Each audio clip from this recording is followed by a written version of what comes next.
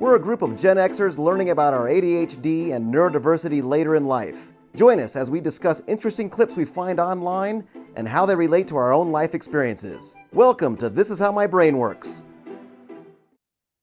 Okay, Rudy, I think it's you. Okay, great. All right, I've chosen a video that sort of sums up exactly how I operate in situations where I overfocus or I'm focused too much. This is what happens. So let's watch the video and we can discuss after. Still not anything today, so let's get that done really quick. What's this? Okay, Olivia, please clean the kitchen. Color orange. Okay, I can do that. Let's make sure the task board is updated. Yay, kitchen. Perfect. Okay, let's do the dishes first. And then once I put those in the dishwasher, most of the work will be over. Yay, let's open this up. Those are still dirty. I never turned the dishwasher on yesterday. So nice.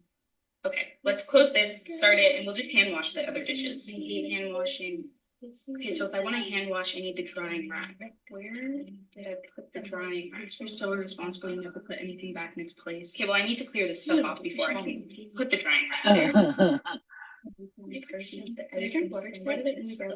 This pasta, this cabinet is a mess. I think half this stuff is expired. If I want any of this stuff to fit, I'm going to clean the cabinets. Or let's just do that first. Really good that I forgot garbage bags last time I was at the grocery store. I shouldn't even be surprised. Well, I'm going to have to go and do that first. So where are my keys? Prepared. Keys. Keys sounds like prissy. That book is due back in the library like a week. I need to bring it back today. Okay. So much to do. So clean the kitchen, this book, something about we need to update my task board. Okay, let's see. So I have clean the kitchen. I know that cleaning the kitchen means unloading the dishwasher when that's done. There's a bunch of dishes in the sink, so I need to find the drying rack. I need to find the drying rack so that I can hand wash the other dishes that are still in the sink.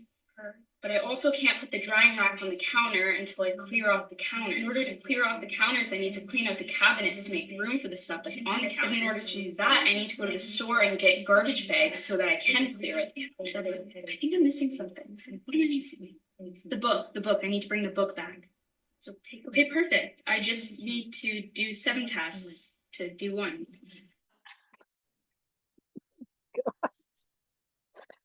That's painful. I felt that. The brains. That is painful. But did you hear? Oh, Lord. So gone. But those of us She's still on our heads. get bored a lot. Why? According to ADHD. Sorry.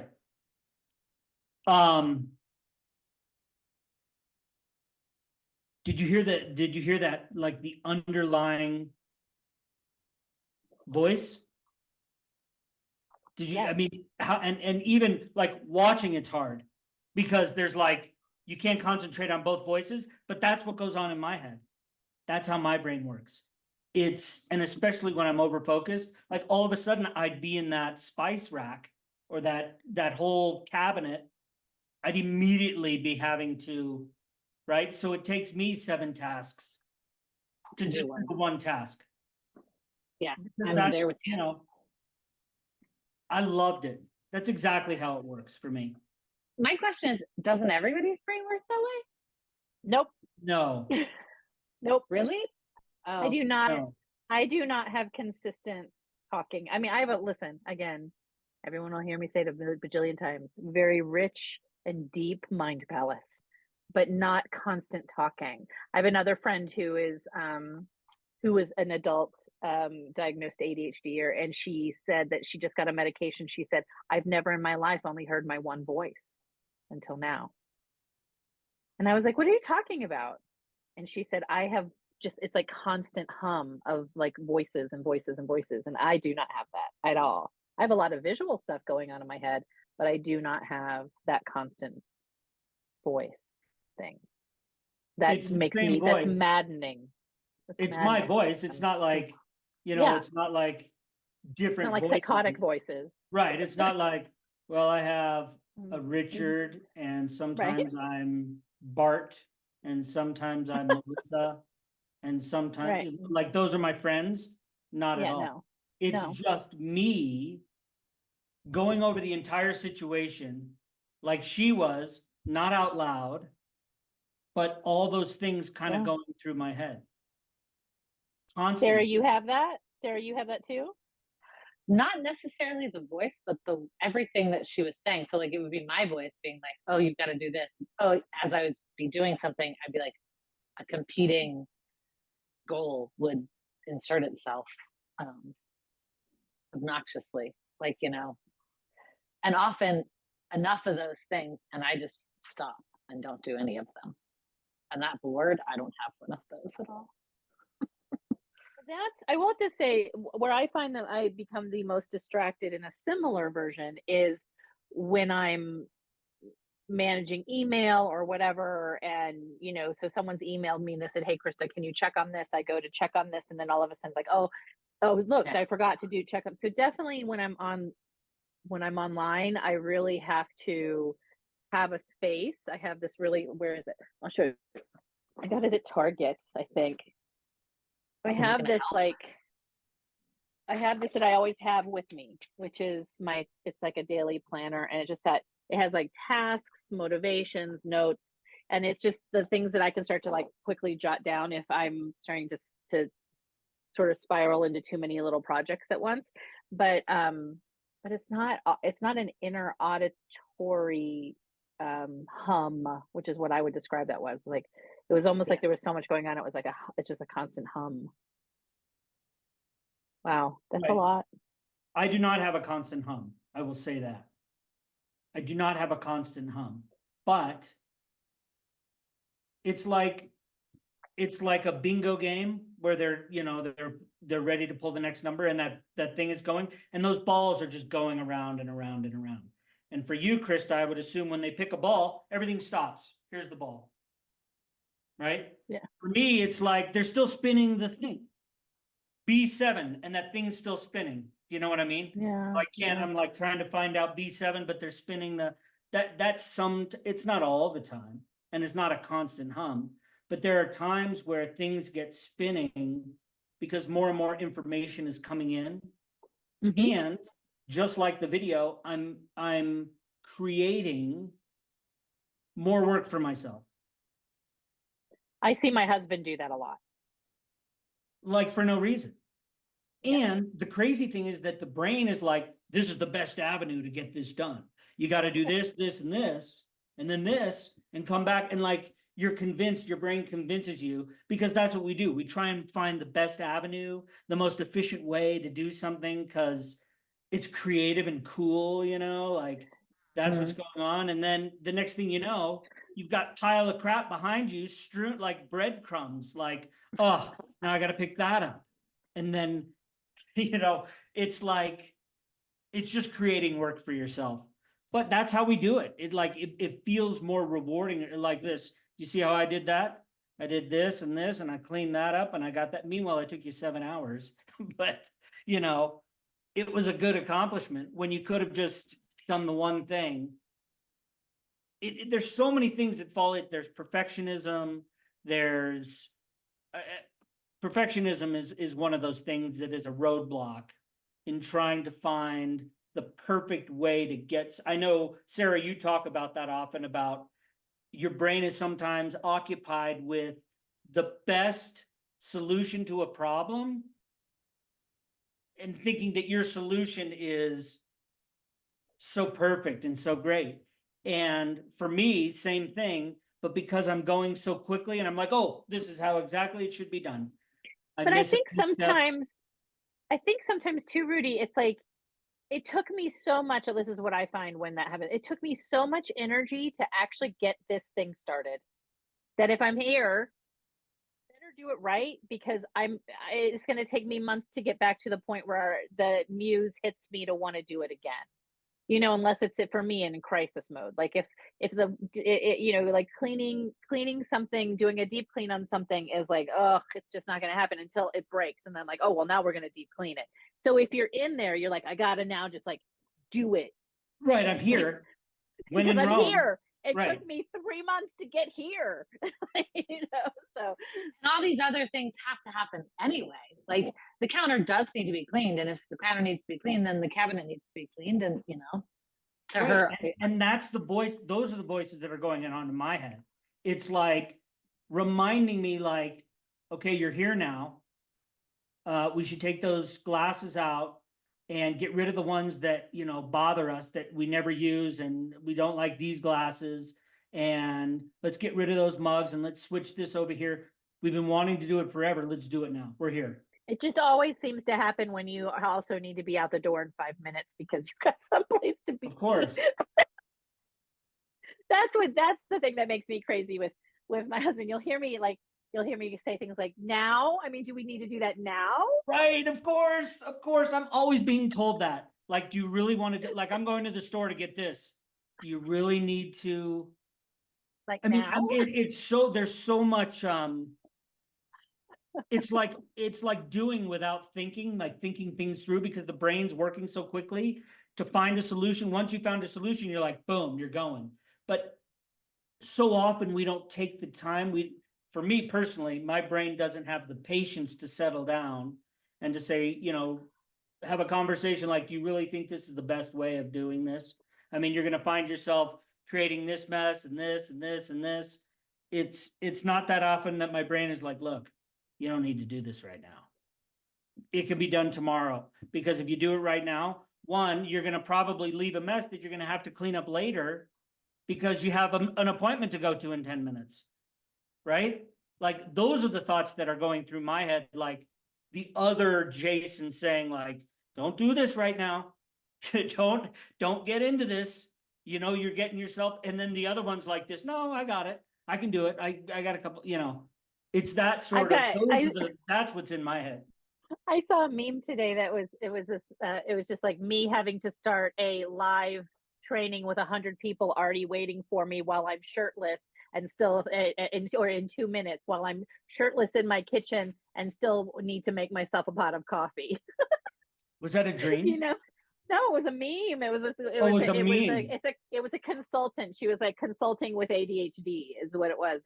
And she said it was like me, you know, me in the kitchen 2 minutes before my live starts, 100 people are waiting for me. I'm shirtless with no makeup on, and I still need to make myself a pot of coffee, but I got this. I was like, that's the type of stuff. It's like you had all day to think about the thing that you wanted to do, but for whatever reason, it needs to be accomplished 5 minutes before we need to walk out the door for something. That's the thing that makes me go like it's like nails on the chalkboard and stuff.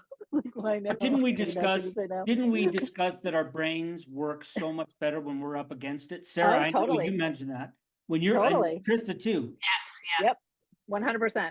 That's what procrastination is. Like, we know that we have so much time, and sometimes there is time blindness, but when put up against it, we perform. Yeah. We perform. It's not all, you know, maybe it's not always 100%, but as you describe this, Rudy, I'm picking up a through line of it has potentially had some negative impacts, this perfectionism or impulsivity even, or, you know. Oh, yes. What has it looked like over time? Has it changed? And have you, do you manage it differently now than before? And if so, how? That impulsivity is, yeah, it's both a gift and a detriment. It's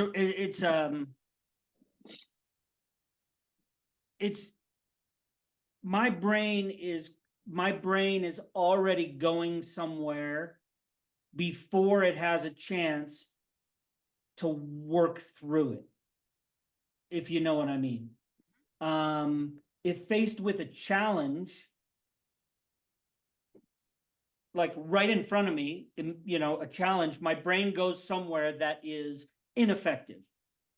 It goes to a place that, like, all these things are running through my head. An example would be my dog was attacked by coyotes, and I freeze. She's completely covered in blood, walking up towards me. I knew what happened, and I'm frozen. Like, where do I even start? You know, like, holy, and it's like the whole body, everything is just elevated. Everything is elevated. And it takes me a minute to settle down and to really think, okay, where do we need to go? What do we need to do? Luckily, my wife was there at the time. And I go back to this situation because it's exactly how I react. And I've made some changes over the years, but it's that immediate, you're going 0 to 60 in 2 seconds. And your brain it can't settle down within a few seconds to sort of make rational decisions. And luckily, I've got someone at my side. It's like, she went inside, grabbed without even thinking, like it was right in her brain, like, okay, what do we need to do right now? She went inside, she got a few blankets, wrapped up the dog, and I was still like, what do we do next? Like, because my brain is just running so quickly. It's just making things up about the situation and freezing. And that's where that impulsivity, and it just also making poor decisions too quickly. You know what I mean? Making decisions really quickly without even thinking, because my brain's just ready to go. Like it's ready to go. And what I've found recently is I'm trying to take a moment and to remind myself that it's not the end of the world. Like the sky isn't falling. Just take a half a second. And it's a world of difference. It's a world of difference because it doesn't linger. And if I just take a moment to let that adrenaline sort of drain, I make better decisions. And I also don't blurt out things that I shouldn't. Like, I can't give an example, but it's just not, it's not productive. Sometimes because my brain is constantly going and things just come out. Like, I go back to the bingo balls again. You're just doing this and balls just kind of fly out once in a while, and that door's kind of left open, and it's a lot of bingo balls at once. Yeah. And so it is, what I've learned recently, and thanks to my wife for being patient and for also not, we have completely different personalities. Her brain is very, I like her brain. I'll just say that. It makes good decisions. And she has the ability, but she has the ability and the patience to make good decisions immediately, where I'm sort of stuck in this rut of like, oh, what do I do? What's the best way to get there? How do I, I need that information to make a decision. And so I'm just the answer to your question, I guess, is just trying to, because I've learned a lot just from us talking and understanding how I operate and how my brain works, I have to take a moment. So I've been trying to. And even trying to have like conversations. Sometimes I blurt out things like words like always or never or should or could that are like, wait, I got to backtrack. Like, I don't mean always, or I don't mean never, because my wife's always like, you never do that? Are you telling me you never do that? And I'm like, I didn't mean to say never. But like the defensiveness and stuff and the way my brain works is I'm immediately like, I never do that. And she's like, you want to know another trigger word that for me is a sign that I'm being judgmental or rigid or any of these kind of neurodivergent things that kind of come with my package? Just. Unless you're meaning that's a just cause. Using the word just almost always, it's a sign that there's some insincerity, And I never looked at words like that. Like you should do this. You could have done that. There's no, they're ineffective. They're ineffective. And I do it all the time because I'm blurting out stuff And they're also because hurt. we're human, but we're I also know, human. totally. And I'm just trying to learn by being called on it for so long and so often. I'm just trying to learn to breathe before I speak, or take a moment before I speak, because I'm ready to throw something out there. And I really don't have my thoughts collected exactly the way I need to. How many idioms are there about we have 2 ears and 1 mouth for a reason? And yet I struggle to learn this, to your point. Like everything you're saying is hit me. Like I say things that, The listening. We're not well. No, When I say say it we, to again, my, we're not great I listeners. say it. I'm not. I say it to my husband all the time. Like I can tell. Like I'll say something and then I'll look him.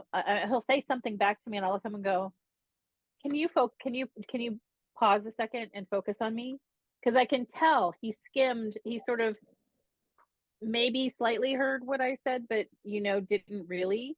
And that's a new thing that I've started to do. It's like I can just tell. It's almost like being in a conversation with someone who's like got a little bit of a fog in their eyes, like, or whatever. Like I can tell he's Glaze. listening to something else in his head. And I'll go, can you stop listening to something else in your head for a minute and just listen to me? Like I'm just starting to be, I mean, part of that is just I'm so direct. But how does he take it when you do that? At first he was like, I am listening. I was like, then what did I just say? And he can't tell it. And what he hates is that I often, and I have to say, I've had to change this about me, is that he wants me to attend to him visually when he's speaking to me. And so he doesn't feel like I'm listening to him unless I turn around and I look at it. And which when you are on spectrum is not easy. And so, which I didn't realize about that earlier. And so I would say things like, my ears are here, my eyes are here, I hear through here. So actually my ear is closer to your mouth. So that's how, and I wasn't in, one of my degrees is is the sign language interpreter. So I'm very good at hearing things and outputting it. And so he would go, well, then what did I say? And it used to make him so angry that I could repeat it word for word. But I wasn't looking at him. And Greg is, he's a baby of the family. He's got ADHD. He's a creative. He wants to be seen. He has this great desire, which many do, to be seen. And so I've had to learn through the years to stop and look at him, like to just be like, okay. Yeah. Even though it is for me, it is very uncomfortable. And likewise, he has had to learn that when I say things like, I know you're not listening to me and I need you to pause and listen, that he just takes it, because those are the things those are our give and takes in this relationship that we've had to learn through the years. Yeah. So, but it's, I can tell when he doesn't listen to me. Yeah, because he's listening to his own head. Of course. He's got other things, 2 or 3 things or 4 things going on. Yeah, the last thing he wants to do is listen to whatever you're saying. I mean, I mean, and then, yeah, the forcing to repeat it, you become very defensive. Like, I heard what you were saying. I'm listening. I'm just doing this 3 other things as well.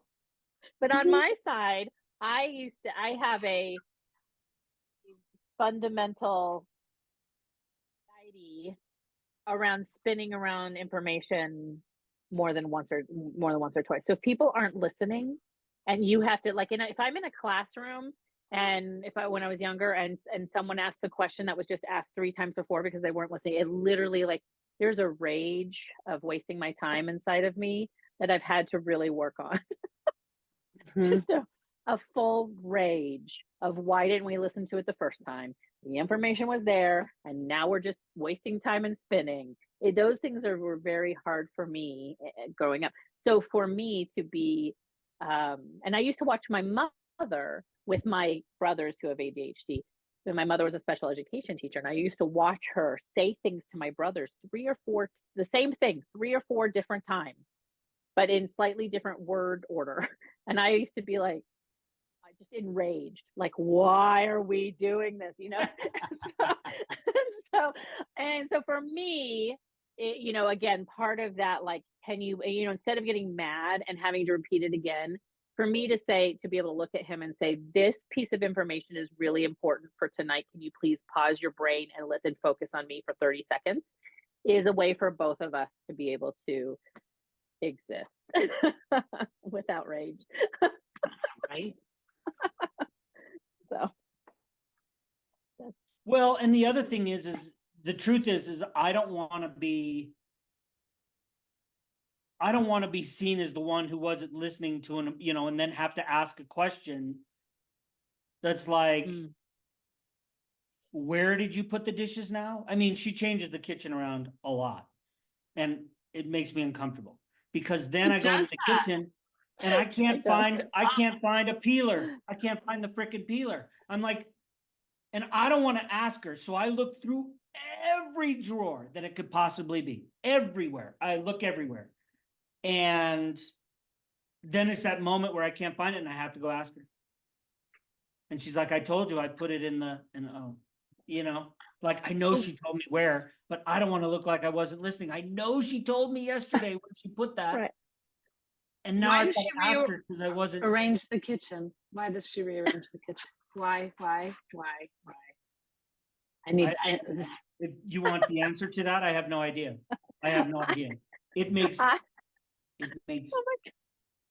I will die with my kitchen being the same way it was the day we moved in. No, I mean, I've rearranged it, but not like once you get it, it's ready. You know, like I don't have to rearrange that much. You know what we should do? You should come over. You should all come over, and you should tell me if you think that in relation to the sink, to the dishwasher, to everything, do you think that the plate should go over here? What I'm going to do is I'm going to come in and leave all your drawers closed, and I'm going to put little post-its of what should fucking be there. You remember that? You remember that nanny show? That nanny show where they would come over. The nanny would come over. Parents would leave, and the nanny. She was English. She was like, "What are you doing? What are you doing there with that?" And they're like, "Oh, Dad said we can." Oh, no, Can I do that? No, we don't do that. Put that back. But anyway, I want someone. I need a nanny, a kitchen nanny. Aren't you the one who cooks? Because I always say the one who cooks gets to decide where the stuff goes in the kitchen. Is that like an international law? Yes, that is an international law. The ICJ now I've got international law. Like whoever is driving rules the radio. Whoever is of course. If you're driving food, but if you're the one preparing the meals and you're the one moving around and working in the kitchen should be set up for you, not for anybody else. That's an international. I say international law. We're going to be in trouble. We're going to be in trouble with this one. I need to go petition. That whole situation. All right. Well, I think we've actually come to the end of our time together today. And thank you, Rudy, for sharing that. That was awesome. Yeah. Thanks, Rudy. Thank you. It was great discussion. If you like this episode of This Is How My Brain Works, please like, subscribe, and share. For more info on today's clip, the hosts, and our podcast, check out the show notes. Thanks for listening.